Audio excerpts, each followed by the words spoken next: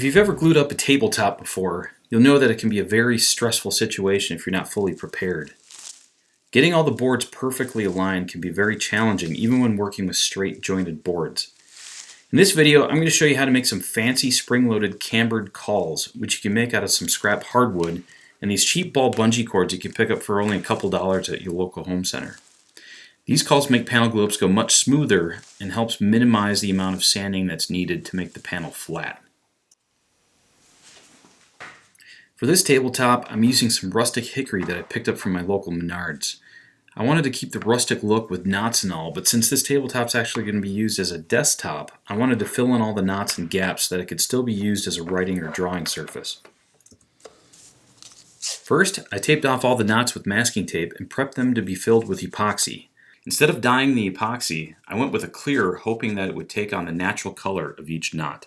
I also thought it'd be neat to be able to see into the knot and have some degree of translucency. For the epoxy, I went with West Systems 105 resin and 206 slow hardener. I also used the mini pump set, which you can buy separately, and it makes it super easy to mix the correct resin to hardener ratio. If you're using the pumps for the first time, you'll need to prime the pumps and remove all the air from the lines. When a little bit comes out, you're good to go and ready to mix. To mix the resin with the hardener, simply deep press one full pump of each into a mixing container and then mix it up thoroughly. To fill these knots, I knew I was going to need quite a bit, so I started with 4 full pumps of resin and mixed that with 4 full pumps of the hardener. For me, I found that a plastic knife works good as a mixing stick and also as an applicator to get the epoxy to flow into small crevices. For the larger voids, I slowly poured in the epoxy and used the knife to help guide the flow. After the epoxy had a chance to settle in, I went back and filled in with more epoxy until it was proud of the surface.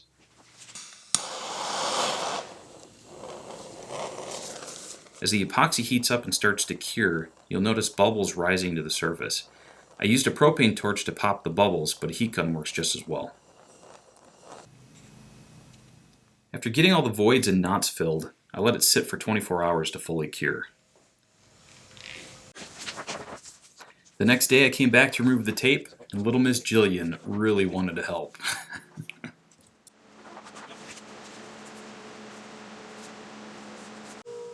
The next step was to sand the epoxy down to a flat surface, and I thought this would be a great time to test out the new location of my drum sander that I mounted underneath the radial arm saw to save space. From a space-saving perspective, it's great, but from a functional perspective, it sucks. If I only had to do a couple boards, it'd be fine, but my knees just couldn't take anymore, so I thought I'd give my planer a try. Now, hickory is a very hard wood, and it can have some really squirrely grain patterns, which doesn't lend itself very well to planing. I was a bit skeptical, and sure enough, I was getting way too much chip out, even with sharp knives. And this, my friends, is where we take a slight detour to remedy my drum sander situation. My dad recently gave me this old metal stand that I didn't have any plans for, so I decided to stop what I was doing and build a rolling cart for my drum sander. It will take up a bit more space in the garage, but it should totally be worth it. I still had a bunch of MDF laying around from building my rolling workbenches, so I used that to build the base along with some old casters that I had laying around.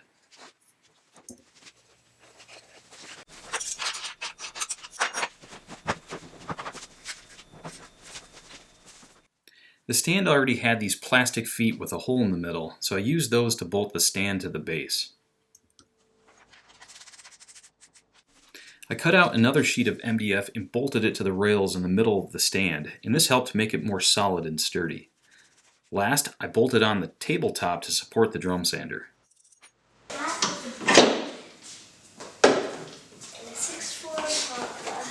I think we can grab here and pull.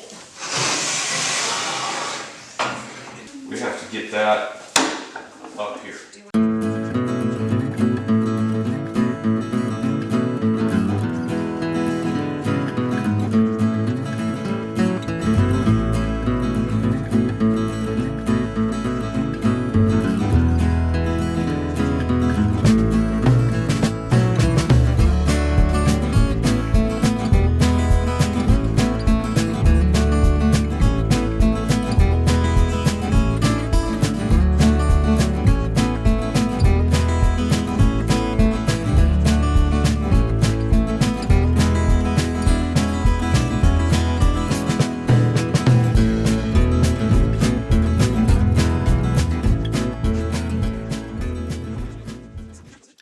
how long does it take a guy with a bad back and his wife to lift a drum sander?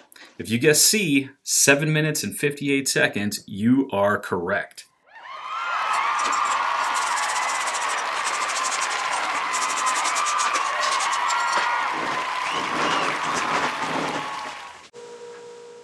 After getting the drum sander back in service, I was able to breeze through the remaining boards and got everything sanded down.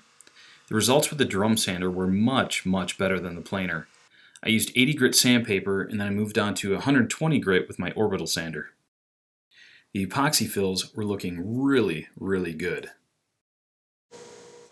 After getting everything sanded down, I carefully selected the sections that I wanted to use for the tabletop and I cut them down to size. Next, I strategically arranged the boards and oriented them in a way to try to balance out the placement of the knots and grain color. After I was happy with the placement, I numbered each board so that I could put them back in the exact same sequence order. When placing your boards, a good general rule of thumb is to orient your board so that the end grain alternates between cupping up and cupping down from board to board. This helps keep the table flat in case the boards decide to cup or warp down the road. It's also important to make sure that the edges have been jointed and are at a perfect 90 degrees. If the edges aren't flat, you'll see gaps in between the boards and you need to take them back to the joiner to correct it. When taking the boards back to the joiner, another trick to keeping everything flat is to alternate the top face of each board out from the joiner fence and in towards the joiner fence for each joint. Doing this will correct any deviation if your joiner fence isn't at a perfect 90 degrees. Just make sure that you're better than me at labeling the outside versus the inside. To clarify this better, when you alternate the top face in towards the fence or out away from the fence, what you're actually doing is making sure that the opposing angles will correct each other, resulting in a flat glue up.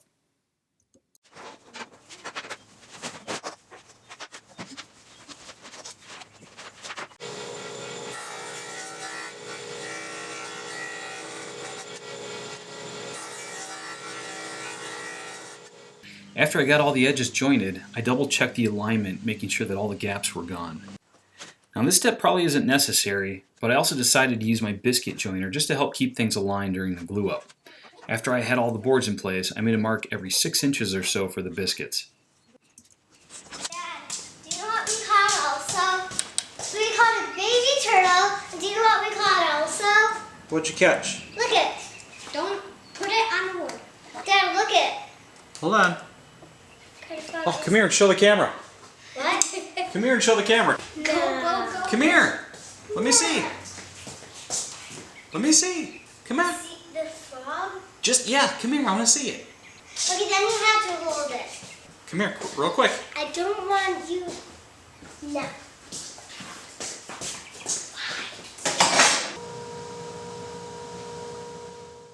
After marking the locations for the biscuits, I cut all the slots using my biscuit joiner. My sliding miter station fence and these T-track clamps from Rockler really make this part easy. After getting all the boards ready for biscuits, we're finally ready for the part you've all been waiting for, building those fancy spring-loaded cambered cauls. The desktop that I'm building is only 2 feet wide, so I found some 1x3 poplar in the shop and cut it down to 3 pairs of boards 36 inches long to span across my 24-inch tabletop. The extra 12 inches will give me some room to add clamps on the ends of the boards. I wanted to make sure that I was starting with flat jointed boards, so the first thing that I did is I ran all the edges through the joiner. Then I used a straight edge to make sure that the boards were flat. Next, I marked the center of each board, then I used a marker to draw an arrow pointing to the center. So basically, the idea behind this is that you're going to add a taper from the center of the board to the outer edge so that the center of the board is the thickest part. You can add the taper however you like, but I prefer to use the joiner since it's really easy. To make the taper on the joiner, what you're going to do is very carefully lower the board onto the cutter head with the arrow pointing to the start of the outfeed table, then push it through. To taper the opposite edge, flip the board around and do the same thing. Just make sure that you place an arrow on both sides of the board to mark center. After you understand the plan of attack, it's time to do the real thing. Just be very careful and watch your fingers.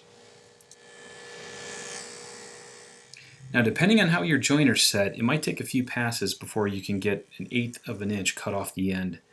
For me, it took, I think, probably 4 or 5 passes before it was ready.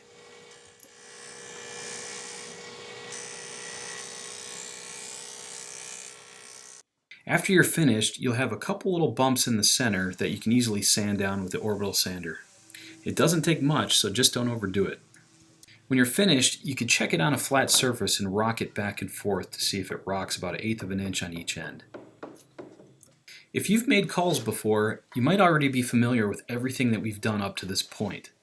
The thing that I don't like about standard cauls is that they always tend to tip over, and I always seem to be fumbling them around to get them clamped up. And I wanted a solution that made it easy to clamp them up with a lot less fumbling, and these little bungee guys do the trick. Since I'm making 3 sets of cauls, I needed 3 of these little ball bungees. I cut each one down the middle, then cut off one side. I'll be using the side without the ball to permanently attach one end of the cauls, and the ball side will be used to clamp them in place. If that doesn't make any sense, you'll see what I mean here shortly. I made a mark 1 inch from each end and then drilled a 1/4 inch hole all the way through. Then I used the bandsaw to notch out one end for the ball. When finished, you should have a notch out in one end and a hole in the other. Now, if I was to do this over, I would only notch out the top caul and not the bottom caul. You'll see what I mean here in a little bit. For the side with the holes, I tied a knot on the end of a straight piece of bungee, then pulled it through and tied a knot on the other end.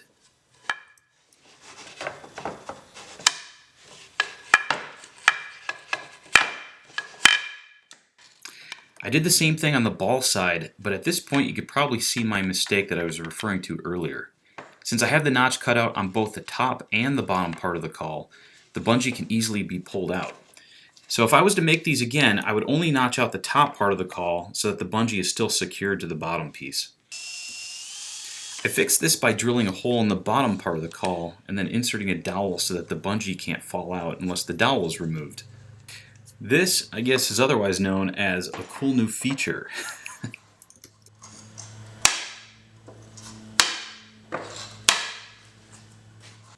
When I went to test fit the cauls with clamps, I realized that my new bar clamps didn't sit high enough above the table to allow for the F-style clamps to fit under the cauls.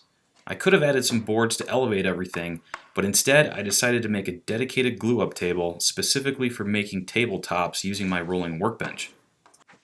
Since I plan on making more of these tabletops in the future, I figured it'd be nice to have a dedicated surface that I can easily deploy to my rolling workbench that's specifically designed for glue-ups and working with these cauls.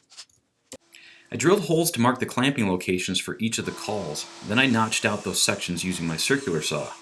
For this specific glue-up, I only made 3 cauls, but I plan on making more down the road, which explains the additional slots. After cutting out the slots, I went to test fit everything, but I ran into another problem. So the reason why I can't get a clamp on here is because this part of the clamp doesn't have enough clearance for the knot that's underneath here. So if I try to clamp it, that knot's getting clamped into there and then it's pushing the clamp over.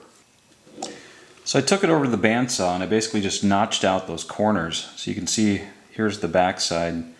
The knot is just recessed in there, and I did the same thing to the front side, just on the bottom. So I didn't touch the top at all, but I think that's going to do the trick, so let's give it a shot.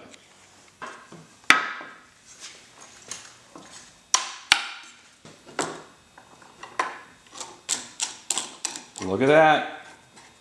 Looks good. Perfect. Now, I've probably failed to mention this earlier, but the idea behind the cambered or tapered edge is that when you go to clamp down on the ends of the cauls, it's going to apply pressure starting from the middle first and then evenly spread that pressure out as the clamps are tightened, hopefully resulting in a flatter panel. Using these are really simple, especially with the slots cut in the tabletop. The bungee and the slots hold the top caul in line and in place when you're placing your boards across the top. When you're ready to clamp, rotate the back caul over the top and secure in place with the ball bungee. Add your clamps to both sides and you're done. The bungee and the slots are like having octopus arms that hold everything in place while you're tightening your clamps. The glue up went without a hitch, and I absolutely love this new setup. Just before the glue up, I also added some packing tape just to make sure that the glue wouldn't stick to the cauls.